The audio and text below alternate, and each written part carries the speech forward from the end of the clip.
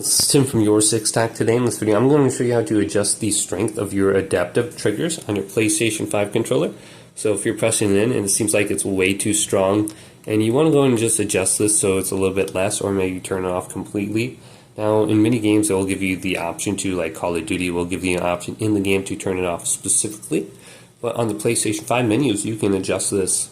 So let's go to settings, scroll on down, and we're looking for accessories. Then down here, let's go to controller, then go to the right. And we have vibration intensity, and this will be the controller vibrating, not the triggers. The one under it is the trigger effect intensity. Set the level of force and tension that is applied to your L2 and your R2 when you're using it. Okay, so we have standard, which is strong. Then we can go to medium, we can go to weak, or we can completely turn this off. Now this will be applied for every game. If you can find the in-game settings, that will be applied just to that one game. So a lot of times I like having my vibration and trigger effect turned off in first-person shooters, so I'll do that in the game, and then it's still applied to all my single-player games.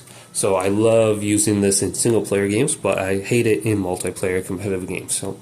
But you can come in this section and just adjust that accordingly. Hopefully this video did indeed help you out. If it did, leave it a big thumbs up. Subscribe to my channel down below for more tech videos coming up next on YourSixTech.